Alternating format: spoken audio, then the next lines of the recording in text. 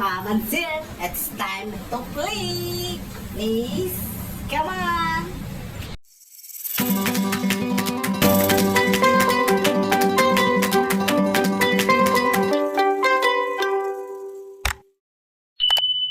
Magkakaroon na naman tayo challenge sa ating mga subscriber. Mga Mom and Sir, alam ko nag-aabang kayo sa aking mga video. Ito na po yun. At abangan nyo kung saan ko itatalo ang preview para sa iyo. Yung video na ito, kung ikaw ay nakasubscribe, alam niyo mga mamanser, sa totoo lang, yung pagbablog, parang ano yan parang business yan kailangan mong mamuhunan. Parang ganyan. Walang pinagkaiba sa negosyo, yung pagbablog o pagkagawa ng content.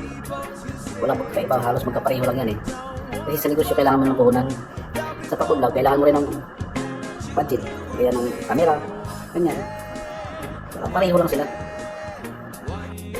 At bago ko pala itago yung backframe nyo, ako ay umiilaw na para gumaan ang pagramdam ko. At ito na ngayon, Mamser, ito na yung oras para itago ko na dito sa ilalim ng lababo, sa may simento, dyan sa pinakasulok. Dyan ko nilagay para hindi mahulog at walang makakita ng ibang tao. Ayan na, naikabit ko na, nasa sulok na. Ayan na, natatapos naman, ay lumabas na ako. At yun na nga, successful na natin, naitago natin yung premyo. Congrats na lang sa makakuha nito.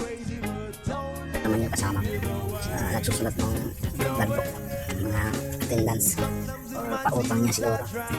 Yan si Malay Zena, ang aking kaibigan. Kung alam nyo na, alam nyo na lang. Tsaka sa malapit lang muna, dahil bukas kukuha ng video, wala pa bukas. Kaya kung sino yung maswerte bukas na makakuha ng congrats. Congrats. Kung ikaw ang kapanood dito, sa'yo na yun. Huwag mo na patagalin, kunin mo na. Sayang din yun. Sabi naman ngayon, bakit ko pa daw tinatago? Dapat daw, bigay ko na lang sa kanya diretso. Sabi ko, hindi naman pwede yun. Sabi pa nga ng karamihan, walang simpleng bagay na nakuha sa madalian. Ito ay pinaghihirapan bago mo makuha. Ganun po yung mga mamanser. Pasir ko naman, ang masasabi ko lang sa inyo, I love you, mga machuchok.